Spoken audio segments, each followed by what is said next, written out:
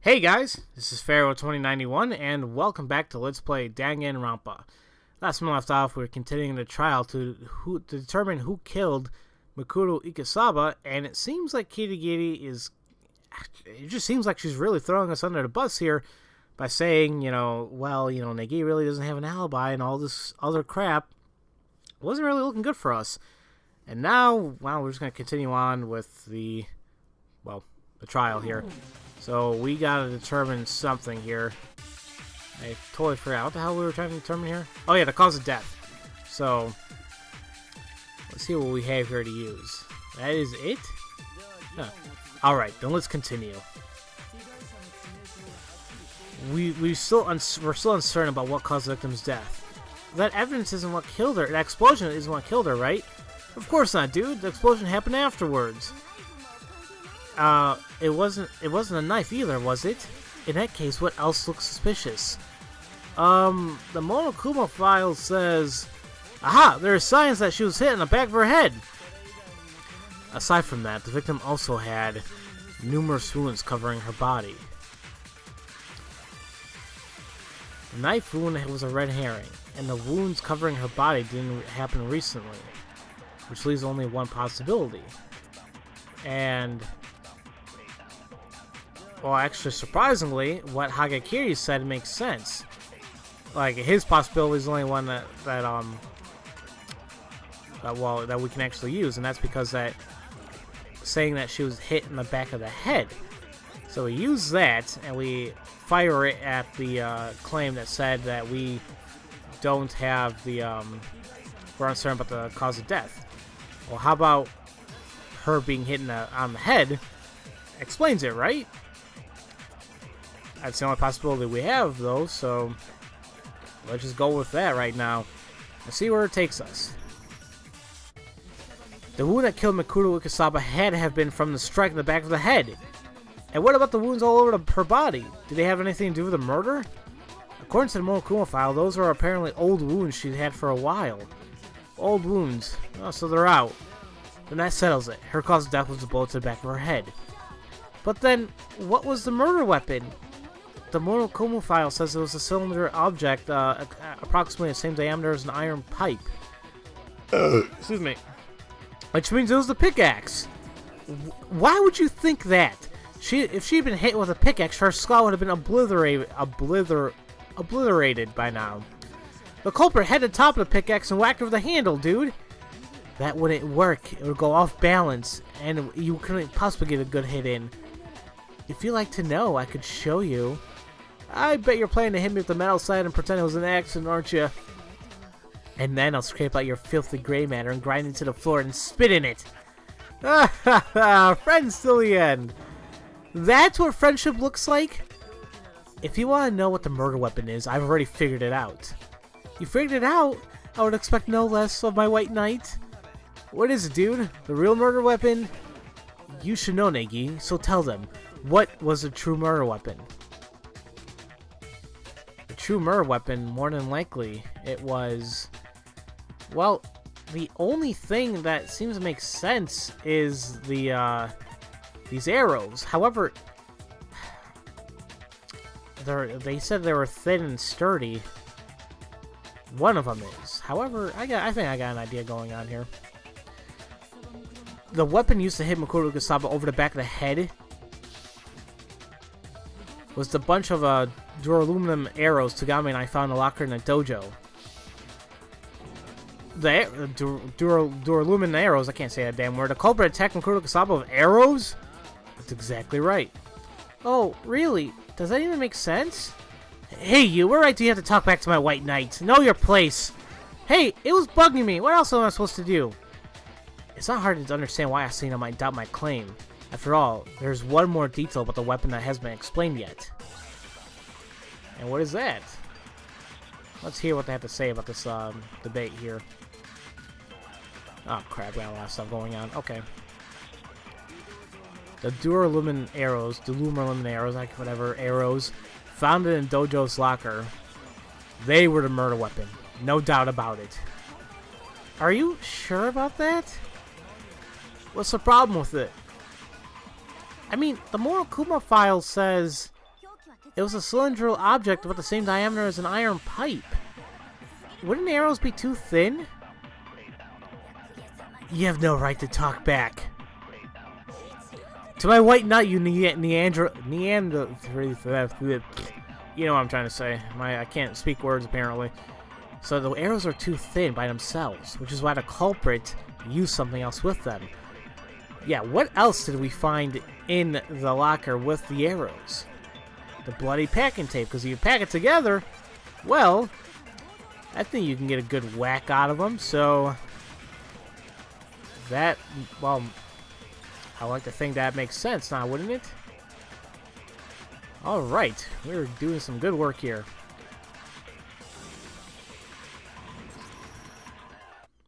You're right in saying arrows by themselves are too thin, but there's another piece to the weapon. Another piece to the weapon? In the locker in the dojo, there was also a crumbled up ball of packing tape. Using the packing tape, the culprit made a bundle out of the arrows. The culprit bundled the arrows together, forming a weapon just as thick as an iron plate, and used it as a murder weapon. That's just like the lesson the 3 arrows Sengaku era General Motonari Mori gave his sons, I think. A single arrow is fragile, but a bundle is sturdy.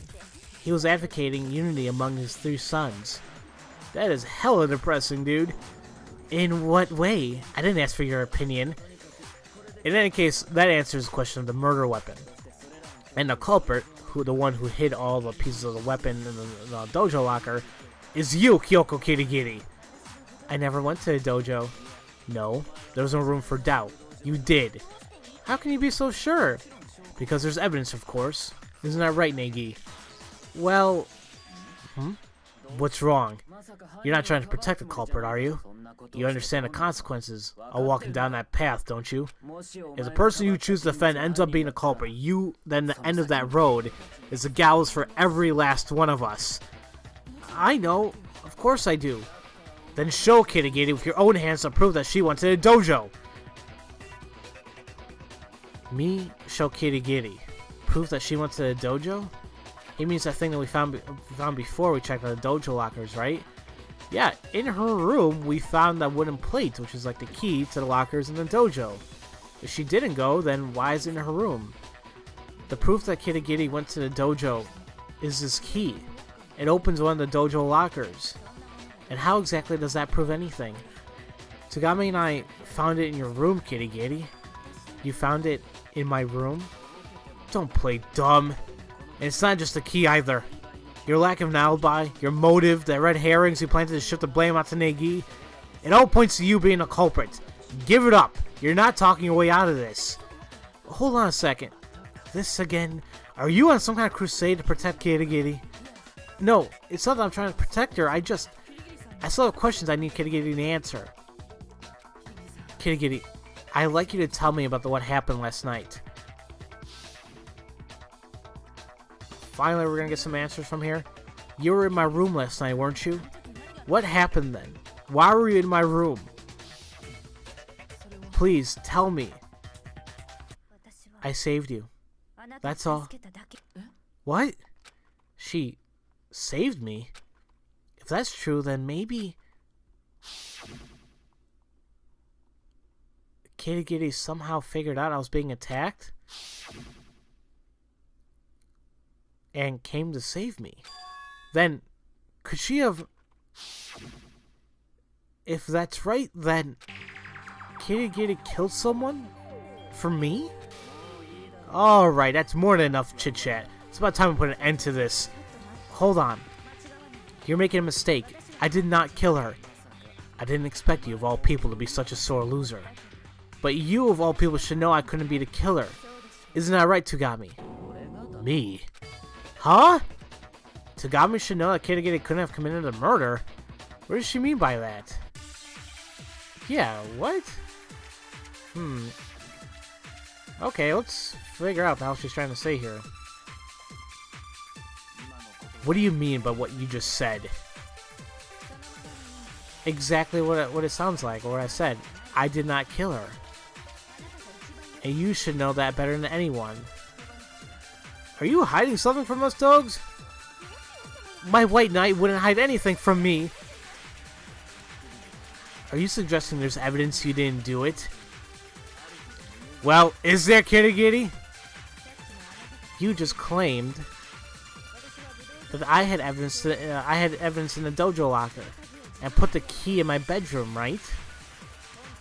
But is it really possible for me to have done that? Oh yeah, I think Togami still has the key to Kitty Kitty's room, which means she couldn't have. Right. So we have to do a couple things here. First off, we need to convert the ammo of her saying putting the key in her bedroom, because how can she do that when she didn't really even have access to her bedroom? So one, we take that. And when he says that, you know, do we have evidence that he did something? Well, or are you saying there's evidence that you didn't do it? Well, yeah. How the hell was she gonna get in there? You know, it makes sense that because she didn't have the key to her room and he has it, it's possible that he planted that in her room. It's something. Kitty Kitty, you couldn't get into your bedroom, could you? She couldn't get into her room? Why not? Because Kitty Kitty gave Togami the key to her room, and he still has it. Yes, that's right. I still have the key to your room. Since I don't have my key, I couldn't have gone into my room, which means I couldn't have left the key to the locker there. Am I wrong? No, you're right about that. It seems you finally understand. Wait, no. There's a blatant contradiction in what Kitty is claiming. She's very clearly lying, but that's not like her.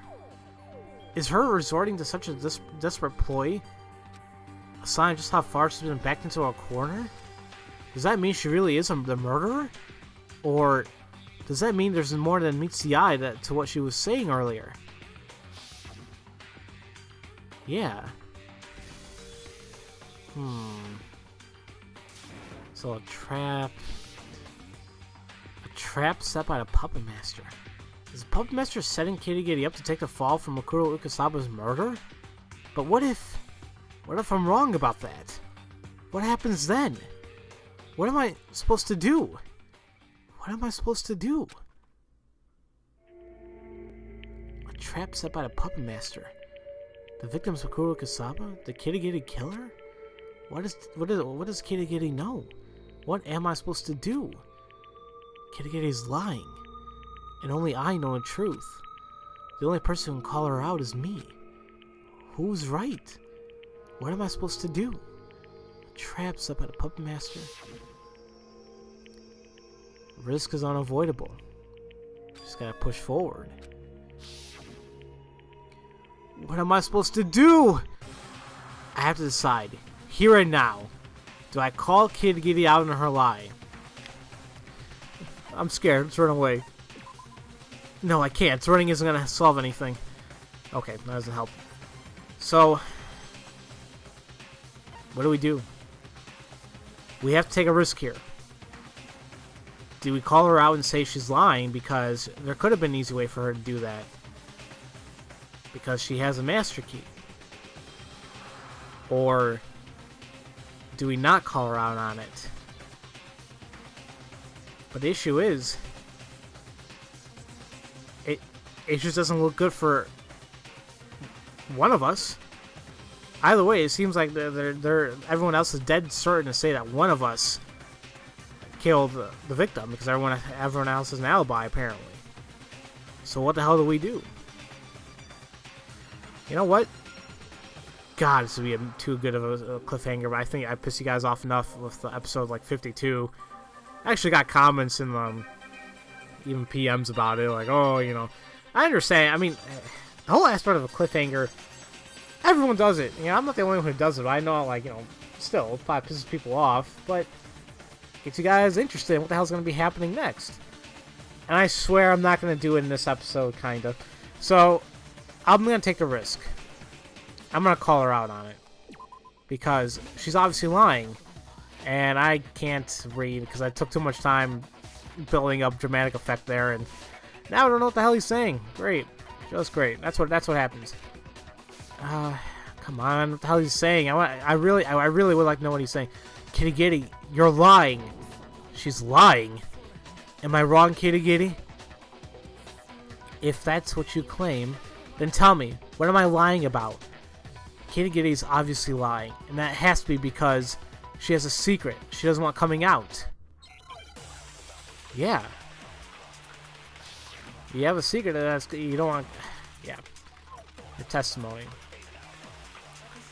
I gave the key to my room to Tagami. He still has it. Am I mistaken? Indeed, you are correct. In short, I couldn't enter my room. Then the person who put the locker key there had to have been someone other than me. Before the class trial, Kitty Giddy told me about the things she stole from the headmaster's office. So, her saying that she couldn't have gotten into her room, well, obviously, it's possible for her to have done that because you have the master key. You could have easily gotten into the room. But why would she lie? I don't know, something seems up here. No, Kitty Giddy could have gotten into her own room. Kitty Giddy, you told me as much yourself. Not exactly. So yeah, and she said, you know, I can lock. It unlocks every lock, and it's a master key. Morokuma's secret gadget. It's a key Kitty Giddy stole from the headmaster's office, and it can unlock and open any lock in the academy. Using that, she could have gotten to her own room. It seems this is the end. So you admit to your crimes? No. The only thing I'm admitting is defeat. What do you mean? Supposing this is all a trap, the fact that I couldn't escape from it means I've lost. That's what I mean. Huh? Then, Kitty Giddy, did you really not? Okay, time's up. What? Sorry, but you're all out of time. It's over. It's over. Class trial's over. Hold on, that's not fair. We never had a time limit. It's because Kitty Giddy was late. Because of her, we were tight on time. With that said, you guys, it's ballot time. Please cast your ballots using the switch in front of you. Of course, it's probably obvious who the villain is. Oop, oop, oop, oop, oop, oop, oop, oop. Wait. You can't cast a ballot now. We don't know. We don't know for sure what the hell's going on. Wait, what the hell? Guilt? So did she do it?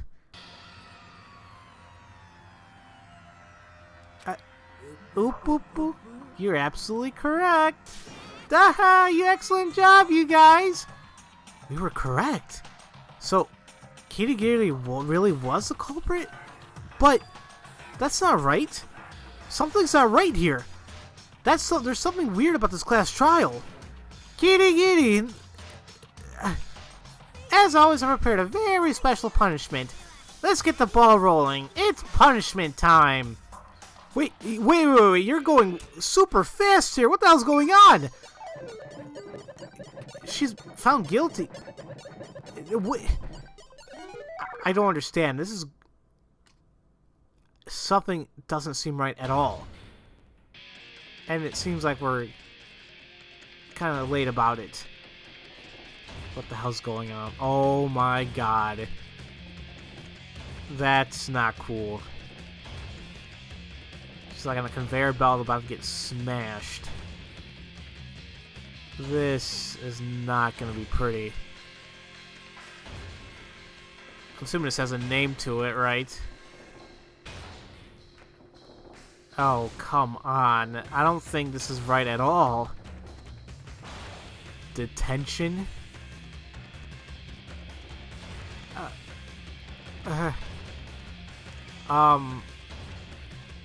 Please tell me there... You've got to be kidding me. So, she really did do it? It just doesn't seem like her.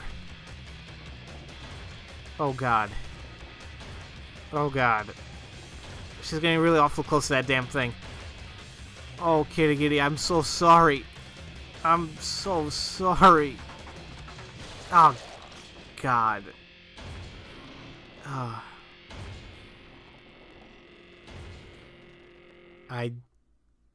Oh, God.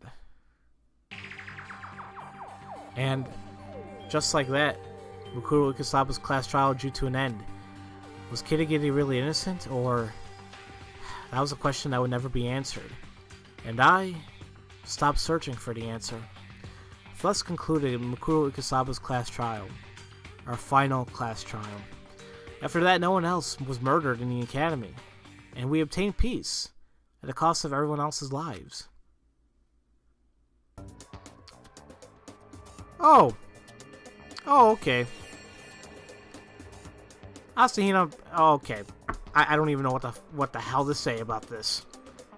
Is Fukawa dead, apparently? Okay. I don't know. This is happening. Peace inside the academy. Peace among ourselves. That was our hope. Our hope. Hope. Hope? This? No! That's not hope! Okay. What? What are you staring off into space for, Negi? Do you have any objections to Kitagiri's assertion? Objections? Ah, right, I was, trying to decide whether I should call Kitagiri on her lie. Yeah. Risk is unavoidable, yeah, definitely. However, yeah, this time, let's not get the bad ending. I did that on purpose. At this point, you have a choice whether you get the bad ending by calling her out, or you can continue on saying that and say don't call her out. However, if we don't call her out, then what the hell's the outcome of the trial going to be? Well, how about we found out, in the next episode, guys. See, that's a little bit of a cliffhanger there. I mean, it would have been really jacked up if I left that previous thing in the next episode of a cliffhanger. You know, I'm trying to, make you guys a little bit happy, but still. Can't please everyone, right? So, as usual, thank you all for watching, and I'll see you guys next time for Let's Play Dangan Ronpa. I'll see you guys later.